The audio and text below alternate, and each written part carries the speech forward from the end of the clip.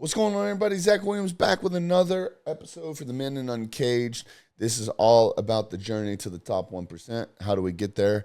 By getting 1% better daily. So, super excited about this one. I don't typically like to timestamp my episodes or anything like that because I do believe that the principles that we speak on this channel do apply at all times. However, with right now being Men's Mental Health Awareness Month, well, theoretically it's Men's Health Awareness Month, but then a lot of people have taken it to that next level and made it Men's Mental Health Awareness Month. And so I want to talk about being selfish. Well, not necessarily being selfish, but focusing on yourself. You know, there's a lot of things that we could sit here and talk about. And one of the things that I see as an underlying issue with men today, especially the ones that I talk to daily, is a lot of times we put false pretenses or we make decisions and assumptions based on what we believe our spouses or the ones that are around us want us to be. We have this image in our head of like what an ideal man is supposed to look like. And unfortunately, with anything in life, you don't know what you don't know until you know it. And a lot of times we allow egos to give us these false perceptions of like what that is supposed to look like without doing any other research.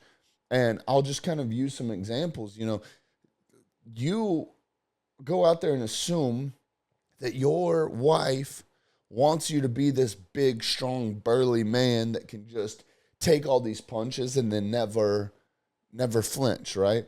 However, when we start to really conceptualize what happens to a man mentally, physically, spiritually, emotionally, all around when men don't have outlets for themselves, when men don't have the ability to go out there and let out some of that frustration, let out some of that, let's be honest, anger. Like shit pisses me off all the fucking time. I'm a business owner. I'm involved in multiple other businesses. I consult people. You know, I run a men's only accountability group. Like I get fucking pissed for my guys. Like there's shit that they deal with that's not fucking fair. I hate it. But at the end of the day, I can't allow that frustration, that anger, and that stress and that anxiety out on my family. Even my own battles, I can't take out on my own family. So part about being selfish is understanding that it's okay to take care of yourself. It's okay to worry about yourself. I want to say this without coming off too antagonistic, but like, if you don't understand that it's okay to worry about yourself sometimes, that makes you a dumbass. Like, if you haven't done this much research into figuring out efficiencies as a fucking man, whether that's in your job, whether that's in your physical health, whether it's in your mental health, whether that's in your financial health, whether that's in the way you treat your wife, in the way you treat your children, in the way you treat your animals, in the way you treat your dogs, in the way you treat your cars, whatever the case is, if you have not realized at this point, and again, you don't know what you don't know until you know it. So I'm not faulting you for this, but if you're aware that stuff like this is out in the world, and I'm saying you haven't gone and done enough research to find that information. You know it's out there, but you've been too lazy and made too many excuses to not go figure out how you can take what you know is possible and apply it to your life. That does make you a dumbass. And I'm not here to hang out with dumbasses. And neither is the guys in a cage. But again, that's what communities like us are for, is to create an ecosystem of men that are aware that there are better opportunities out there, mentally, physically, emotionally, spiritually, financially, like whatever the case is. They just don't know what the steps to take to get there. So they put themselves in rooms with other men who have either been through it, are going through it, or will go through it, and come together as a collective, lean on each other by putting egos aside and saying, hey man, like, oh, you don't fucking know this shit, neither do I. Cool, let's come together and let's figure it the fuck out together.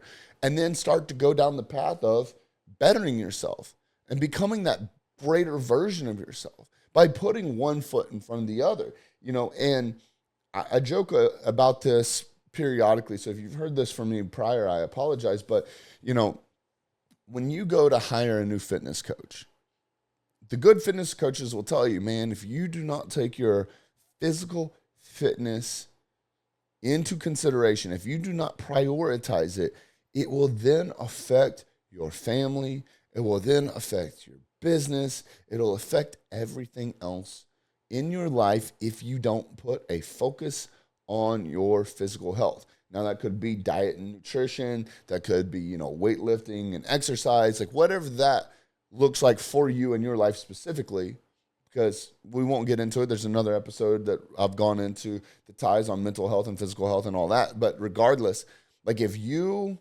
do not put a focal point on your physical fitness, your relationships will suffer and your business will suffer. And guess what? He's right. Likewise, you go hire a business consultant, a business coach, right? They're going to tell you, if you don't focus on your business, if you do not make this a priority in your life, it will affect the relationship you have with your wife and your daughter. It will affect your physical health, right? It will. You'll start to, you'll make excuses. You can't go to the gym. You don't have enough time. You got to focus on your business because it's not running as efficiently as it should, yada, yada, yada. Oh, you'll be distracted when you're spending time with your wife, wondering if you're going to close that deal. You'll be distracted when you're hanging out with your daughter, wondering if everything's falling apart, right? So if you don't put a focal point on your business, your physical fitness will suffer. Your relationships with your family will suffer. And guess what? They're fucking right. Then, likewise, if you have a relationship coach, if they will tell you that if you don't prioritize the relationship with your spouse, it will 100% affect your business. It will 100% affect your physical health and mental health, of course. I mean, how many times have you been dealing with something with a spouse or a loved one or someone you cared about, and you're at work and you can't even focus at work because you're so distracted with it, right? Or maybe you got in a fight with your child. Those are rough too. So there's distractions are everywhere. You're in the middle of fighting with, a family member. You don't want to go to the gym because you want to spend time repairing that relationship or whatever the case looks like. So these relationship coaches will tell you that if you don't focus on your relationships, your business will tank. Your physical health, it'll just disappear. And guess what? They're right. All these people have a prerogative, and I'm not knocking it because they are correct. They aren't talking on the side of their neck. They are correct that if you don't focus on your physical health, it will affect your relationships and your business. If you don't focus on your business, it will affect your physical health and your relationships. If you don't focus on your relationships, it will 100% affect your business and your physical health. It all intertwines together. How you do one thing is how you do everything. If you can't show up and be that motherfucker for your wife specifically and your kids, if you can't be that motherfucker for your business, if you can't be that motherfucker for yourself, it all will crumble down. But it all begins with you, because you have to have the confidence and knowing that when you say you're going to do something, you will do it. It all ties in together with making sure that you are operating at the top percentile of your abilities, which comes down to efficiencies. And efficiencies are going to start with you mentally. And if you're not taking care of yourself enough mentally, if you're not worrying about you, if you're not focusing about you, your efficiency slacks off. Now you're not operating in that top percentile that you need to be operating at. You start becoming complacent. You start making excuses. You start giving up. You start suffering. And this is that spiral that we get into where it goes from being that bad motherfucker to making excuses, to becoming complacent, to losing that, to losing the example that you need to set, to losing the standards that you had once had in place.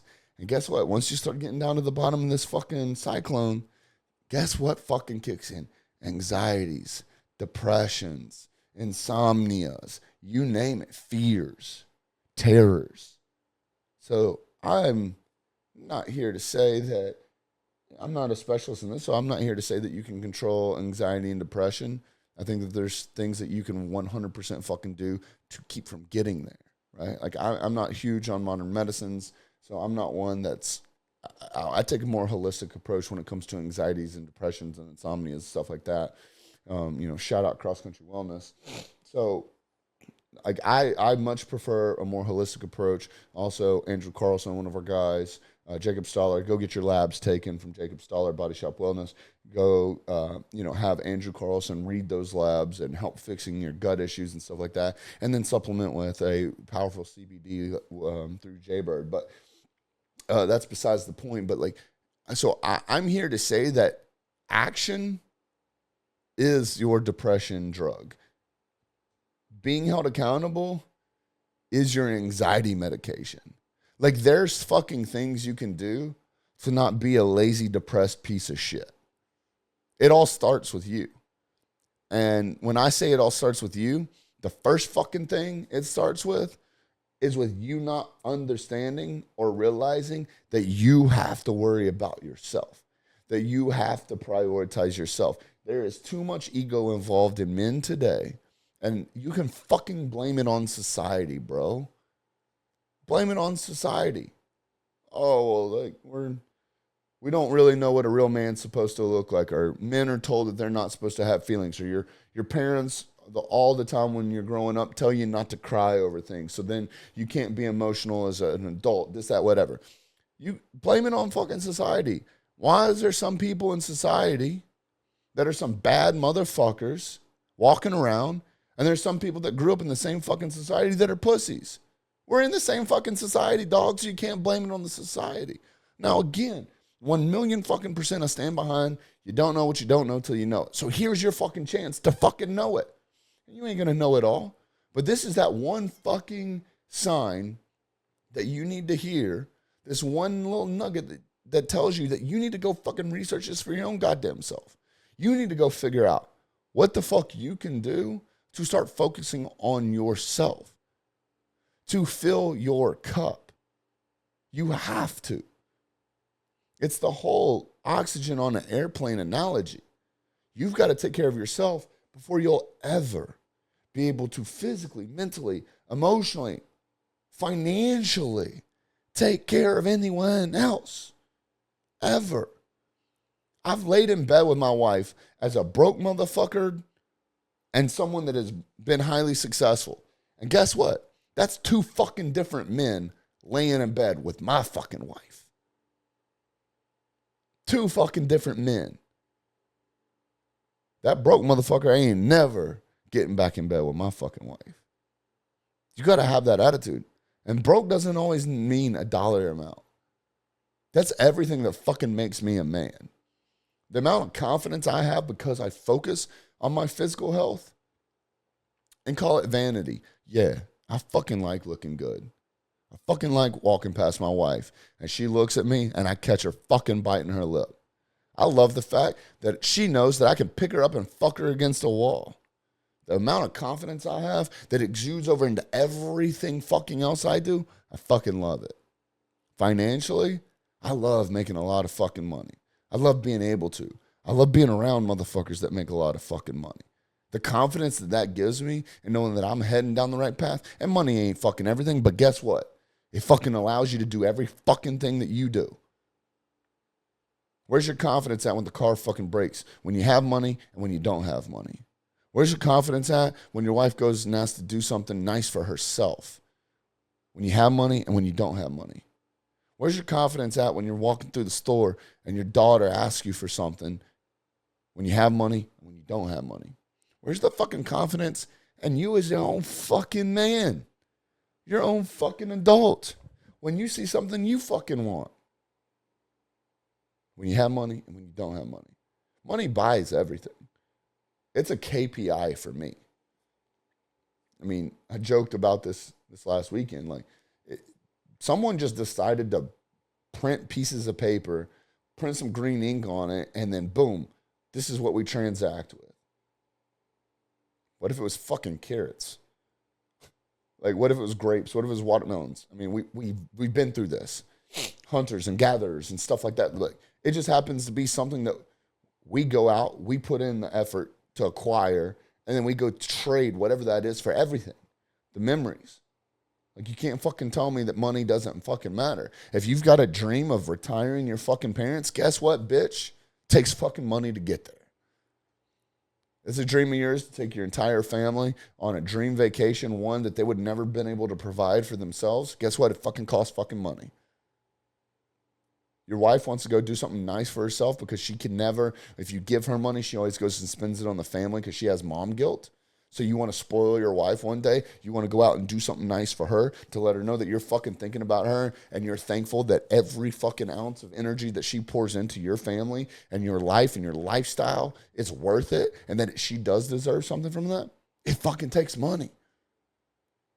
All of this is intertwined. I like the pride I have in walking around and knowing I have a strong fucking marriage. I love the fact that when my wife goes out for girls' night, that I'm not fucking sitting at home worried about what the fuck she's doing. My dumbass is fucking around, probably laying in bed butt-ass naked, waiting on her to get home, playing a video game, watching TV, whatever the case is. I'm not fucking worried. The amount of confidence I have as a fucking man to walk around like that. The amount of confidence I know when she does go on these. I mean, obviously I'm a dumbass here and there, right? We all are. But when she goes out and she's surrounded by people who are fucking miserable in their fucking relationships, she doesn't have to get involved in those conversations. Half the time they know not to fucking bring her in to those conversations. Because she's either going to tell them they're a fucking dumbass for talking shit about their spouses, or she's just not even going to respond. The amount of confidence I have in that. But it all comes back to pouring into me. I have to take care of myself fucking first. I can't, as much as I fucking love my wife, I can't save her if I can't take care of myself first. There's a position in the U.S. military. There's a role. Their only responsibility is to go recover downed fighter pilots, specifically downed fighter pilots behind enemy lines. It's their job. They are extraction artists. But there is training that these high-level individuals go through when a fighter pilot is shot down behind enemy lines, specifically in a water setting. Because it is terrain that, like, you know, obviously can kill you if you're not careful. These people are trained that when they approach these downed fighter pilots, again, in water, hopefully with a life vest on or at least floating on something, right? As you can imagine, they are completely out of their element. I'm sure they're freaked out. I'm sure that there is chaos in their mind going on. They're in shock, what have you. As these extraction artists approach them to recover them, it is their duty in the water to try to shake them out of this chaotic, stress-filled, anxiety-filled, fear-fueled shock. As that goes on, if the struggle becomes too much, their instructions are to punch them in the fucking face in an attempt to shake them out of it and then swim away. Because only one American's going to die today. And now I know that is extremely polarizing, but if you can fucking imagine, you cannot take care of anyone else without putting you first. And I know that sounds extremely difficult to think about when taking into consideration your spouse and your children and your business and your loved ones and anyone else in your life or anything else in your life that's important to you. But if you are the motherfucker that got here, you're the motherfucker that can get back here. But if that motherfucker disappears, no one's getting us here again.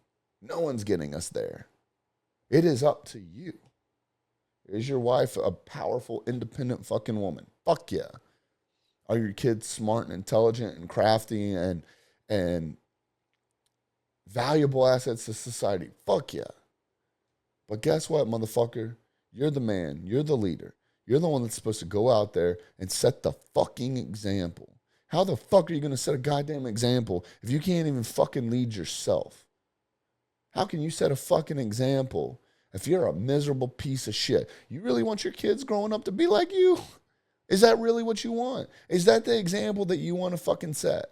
Put everyone else above you. Get walked all over. Get fucking shit on. Eat shit sandwiches and fucking roll with the punches, bro. Fuck you. Fuck that. Fuck them. Absolutely fucking not. Grow a pair of fucking balls. Figure out where the fuck in your life you are lacking in and owe it to your fucking self to do research and figure out how to fix the fucking problem. In Uncaged, there's two things in this world. There's problems and there's solutions. You either focus on the problem or you focus on the solution. You're out here bitching and moaning that you don't have this skill set, that you don't have this time, that you don't have this ability, that you don't have X, Y, Z. You're all focused on the problem. All right, cool. We fucking know what the problem is. Find the fucking solution to that problem. You're too fucking focused on the problem. Be solution oriented. It's as simple as that. Like, you know that you might not know how to research it. I promise you there's someone out there that does. And I promise you, in a world we live in today, it don't take much to figure it the fuck out. So it's just an excuse in the back of your fucking head that you're allowing to overpower you and keep you from being the fucking man that you're supposed to fucking be. And I speak about you a lot because your role and responsibility. I'm very big, very, very, very, very fucking big on putting your wife, your spouse, over your children. It is very difficult sometimes.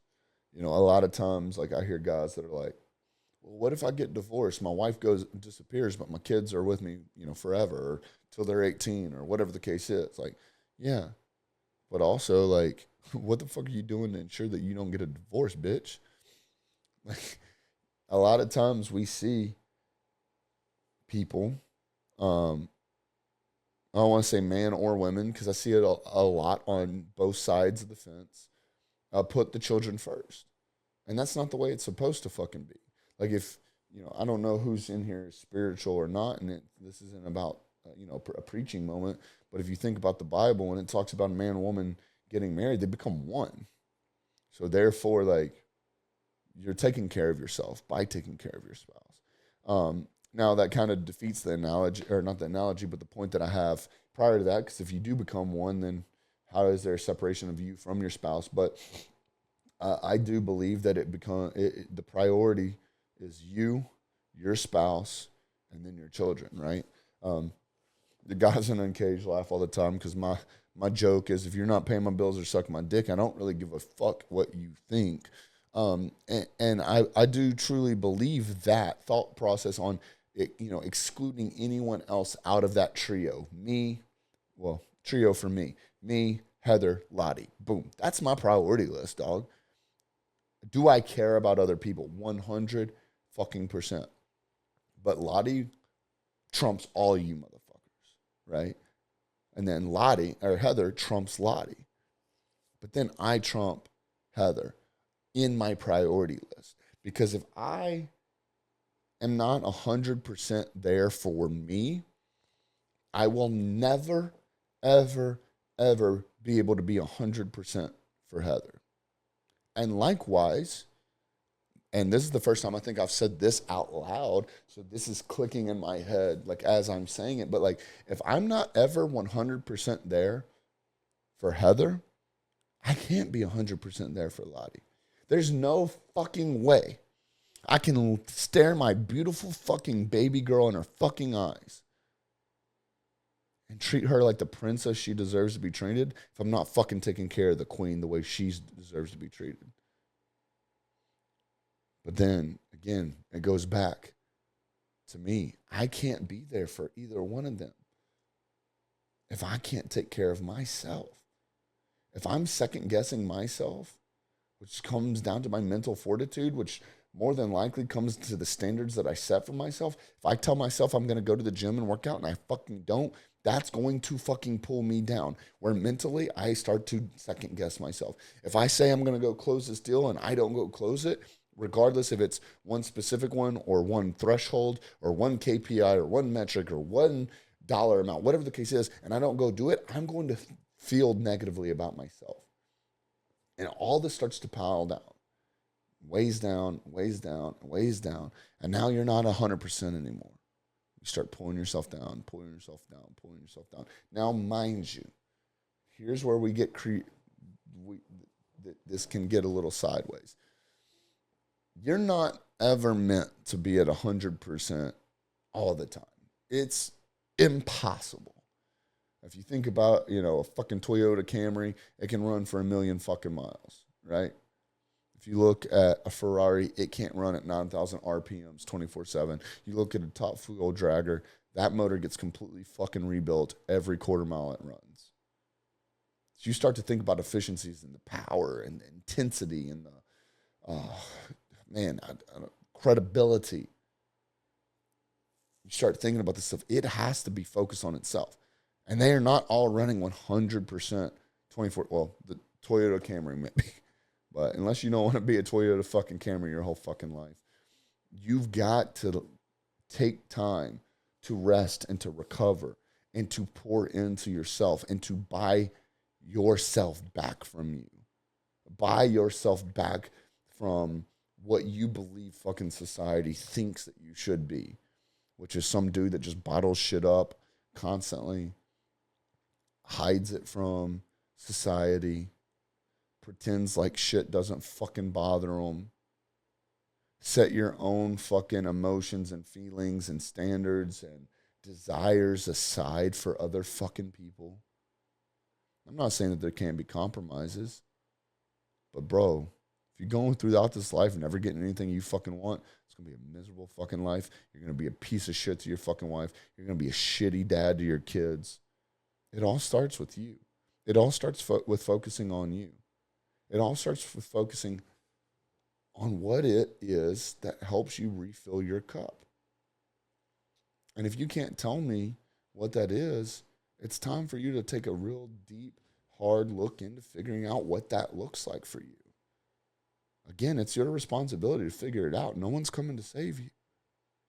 It's up to you to do your own research, your own internal dialogue with yourself to figure out what matters to you, what fulfills you, what fills your cup, what is going to allow you to be that motherfucker that walks around with the confidence that it takes to be fucking you, to be the husband to your wife, to be the father to your children, to be the fucking owner of your business.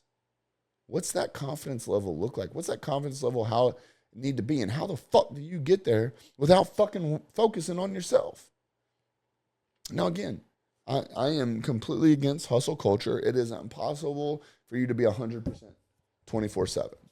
So in relationship dynamics, there is 100% going to be motherfucking days that you're running at 50% or 49% or 60% or 25%, and your wife and your children pick up the slack for the rest. That's a part about being a team, is that team synergy. I don't believe in gender roles anymore.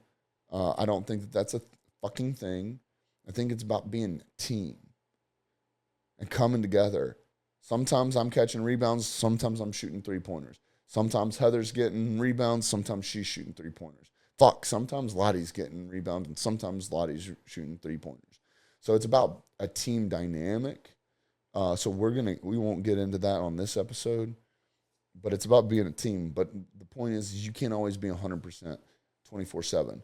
However, with that said, that's also the fucking power of being in a group like Uncaged. We believe that the better we all are individually, the better we will be collectively. The better we will be collectively, the better that we will be individually. You believe in those law of averages, that the more that you can grow, You bring the power of the average of the group up. As the average of the group grows, they pull you up. So guess what? Some days you're not 100% there. But when all those other motherfuckers that you surround yourself with are focused on themselves and they're growing and they're building and they're becoming better and they're building their fucking confidence and they're focusing on themselves, they start to bring you up. And that's the power of having like-minded men around you, especially in the VIP group where you literally have access to men all over the fucking world at your fingertips 24 fucking 7. So, guys, this is this episode. After this weekend, I saw a lot of this in real life. I saw a lot of this with my own eyes, and I felt like this was something that men need to fucking hear. That it's okay to fucking worry about yourself. It's okay to focus on you, because if you can't focus on you, you can't focus on anyone fucking else. And I wanted to bring this to my Uncaged guys. If you're not in Uncaged, I highly encourage you go check out what we're doing with Uncaged at uncagedcrew.com. There's a lot of powerful stuff. There's things for free there. There's assets there. There's merchandise there. There's more information about our VIP group, which is just it's a no fucking brainer. But anyways, I hope this episode meant something to you. This is the Uncaged podcast, which is all about the journey to the top 1%. How do we get there? By becoming 1% better daily. So I hope you enjoyed it. I hope you appreciated it. If you like this episode, please share it with a friend that you think that this could really, really impact. So we'll talk to you soon. We'll see you inside VIP.